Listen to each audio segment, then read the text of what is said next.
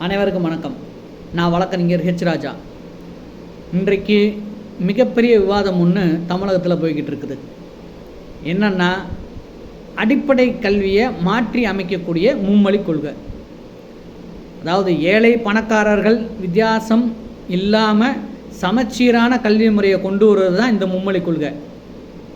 இப்போ பார்த்திங்கன்னா, இந்த மும்மொழி கொள்கை வருதுன்னொன்னே இங்கே உள்ள முதலமைச்சர்லேருந்து துணை முதல்வர்லேருந்து இந்த திராவிட மாடல் அரசில் உள்ள எல்லாருமே என்னென்னா, ஹிந்தி தெரியாது போடா அப்படிங்கிற ஒரு ட்ரெண்டிங்கை கொண்டு வராங்க.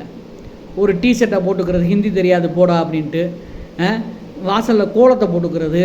ஏன் நாங்கள் ஹிந்தியை தான் எங்கள் பிள்ளைகளுக்கு படிக்க வைக்க போகிறோம்னு உங்கள்கிட்ட சொன்னோமா? திராவிடம்னா என்ன? 4 மாநிலம் சேர்ந்தது தான் திராவிடம். இந்த அண்டை நம்ம பக்கத்து மாநிலங்களான ஆந்திரத்தில் உள்ள நாங்கள் தெலுங்கை கற்றுக் கொடுத்துட்டு போகிறோம், கர்நாடகாவில் உள்ள கன்னடத்தை கற்றுக் கொடுத்துட்டு போகிறோம், இல்லை கேரளாவில் உள்ள மலையாளத்தை படிச்சுட்டு போகிறாங்க. எங்கள் பிள்ளைய ஹிந்தியை தான் படிக்க போகிறோம்னு உங்களுக்கு எப்படி தெரியும்? உடனே தூக்கிட்டோம், நாங்களும் ஹிந்தி எதிர்ப்பு போராடி தான். அதனால் இந்த ஹிந்தி எதிர்ப்பு அரசியல் அப்படிங்கிறத உங்கள் சுய லாபத்துக்காக பயன்படுத்தாமல் தமிழகத்திற்கு எதிர்காலத்திற்கு குழந்தைகளுக்கு நல்லது என்னவோ அதை பண்ணுறதுக்கு முயற்சி எடுங்க. சரிங்களா? அதனால் மக்களும் தயவுசெய்து புரிந்து கொள்ள வேண்டும். அடிஷ்னலாக இன்னொரு கல்வியை, ஒரு மொழியை நம்ம கற்றுக்கிறனால நம்ம குழந்தைகளுக்கு எந்த பாதிப்பும் கிடையாது. சரியா? நன்றி.